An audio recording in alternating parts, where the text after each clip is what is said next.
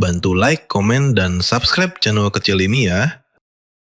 Baru-baru ini, Badan Pengawas Obat dan Makanan Amerika Serikat, FDA, menemukan adanya kontaminasi radioaktif cesium-137 pada pengiriman udang beku asal Indonesia.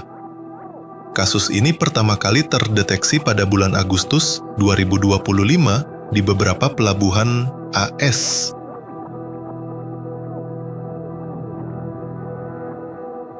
Bayangkan jika nasi, sayur, atau ikan yang setiap hari kita makan ternyata terkontaminasi zat radioaktif yang berbahaya bagi tubuh. Bukan cuma bikin sakit, tapi juga bisa memicu kanker, kerusakan organ, bahkan bahaya jangka panjang lintas generasi. Kedengarannya menyeramkan, bukan? Tapi, apakah hal ini bisa terjadi di Indonesia? Mari kita bongkar fakta sebenarnya. Otoritas Indonesia, melalui investigasi yang melibatkan beberapa kementerian dan Badan Pengawas Tenaga Nuklir, BAPETEN, mengidentifikasi sumber kontaminasi berasal dari limbah logam tua di dekat sebuah pabrik peleburan baja, PT Peter Metal Teknologi, PMT, di kawasan industri modern Cikande, Serang, Banten. Material radioaktif diduga menyebar melalui udara dan mengontaminasi fasilitas pengemasan udang PT Bahari Makmur Sejati, BMS, yang berjarak sekitar 2 km dari pabrik baja tersebut. Pemerintah Indonesia telah membentuk satuan tugas untuk menangani kasus ini. Area yang terkontaminasi telah disterilkan, dan material radioaktif telah diamankan. Produksi di pabrik yang terdampak dihentikan sementara untuk dekontaminasi. Tingkat radiasi yang terdeteksi berada di bawah batas aman internasional. Namun, paparan dalam jangka panjang dapat meningkatkan risiko kanker.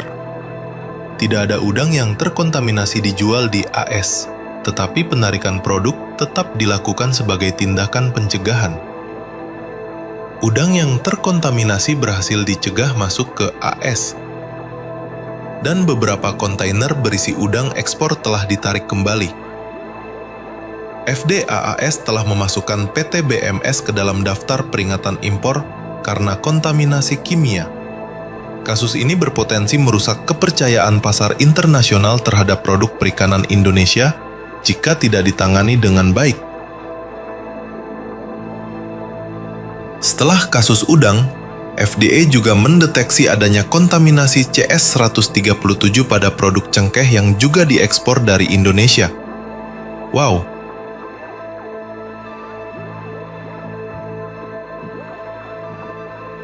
Kontaminasi radioaktif adalah masuknya isotop radioaktif seperti cesium-137, strontium-90, uranium, dan sebagainya ke dalam bahan makanan.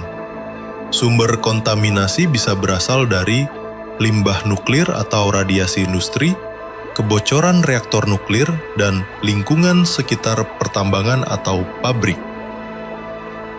Mekanisme kontaminasinya bisa seperti zat radioaktif terserap oleh tanah, masuk ke tanaman lalu dimakan oleh hewan ternak, akhirnya sampai ke manusia, atau bahkan terpapar langsung. Inilah bahayanya jika pengelolaan limbah tidak hati-hati bisa mencemari lingkungan, termasuk lahan pertanian atau perairan, lalu dikonsumsi manusia. Beberapa kasus kontaminasi radioaktif yang pernah terjadi di dunia diantaranya Fukushima, Jepang 2011, ribuan ton makanan laut dan hasil pertanian terkontaminasi cesium-137. Jepang sampai harus menghentikan ekspor. Kemudian, Chernobyl, Ukraina 1986. Kecelakaan di pembangkit listrik tenaga nuklir Chernobyl, sampai hari ini, jamur, susu, dan daging di sekitar zona masih mengandung radiasi tinggi. Fakta ini membuktikan, makanan bisa menjadi pembawa diam-diam radiasi tanpa disadari. Pernah nonton film zombie? Di mana orang tiba-tiba berubah jadi makhluk menyeramkan setelah terkena radiasi atau makan makanan aneh. Nah, gimana kalau makanan yang kita makan sehari-hari ternyata terkontaminasi zat radioaktif? Bisa nggak sih bikin kita jadi zombie beneran? Banyak cerita fiksi yang menghubungkan zombie dengan radiasi nuklir atau mutasi akibat bahan kimia.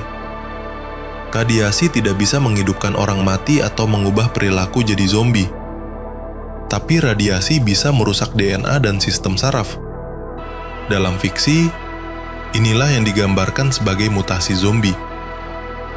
Ada hewan yang lebih tahan radiasi, misalnya kecoa, tardigrade, dan jamur di Chernobyl. Bayangkan kalau mutasi liar ini terjadi pada manusia. Bisa jadi inspirasi cerita zombie modern. Jadi jawabannya makan makanan terkontaminasi radioaktif tidak akan bikin kamu jadi zombie. Itu cuma mitos film dan cerita fiksi. Tapi bahayanya nyata, dari kanker hingga kerusakan organ. Jadi tetap waspada, karena radiasi bukan bikin kita jadi zombie, tapi bisa membunuh kita perlahan.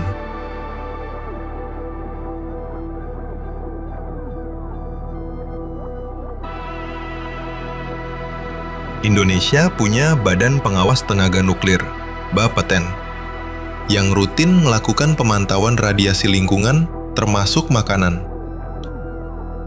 Hasil pemeriksaan sejauh ini relatif aman, tapi pengawasan tetap penting, terutama di sekitar wilayah industri atau tambang. Tantangan luasnya wilayah Indonesia membuat pengawasan tidak mudah. Apakah kalian percaya hasil pengawasan BAPTEN tersebut?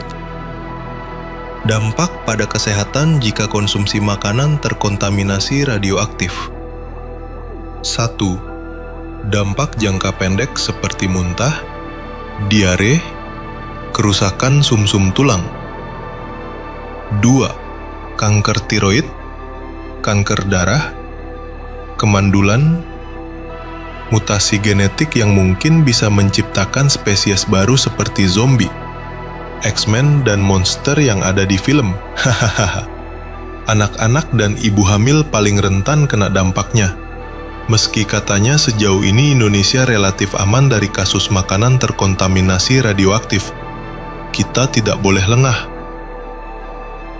Kesadaran masyarakat, pengawasan ketat pemerintah, dan pengelolaan limbah yang bertanggung jawab adalah kunci. Karena pada akhirnya, yang kita makan setiap hari menentukan kesehatan kita di masa depan.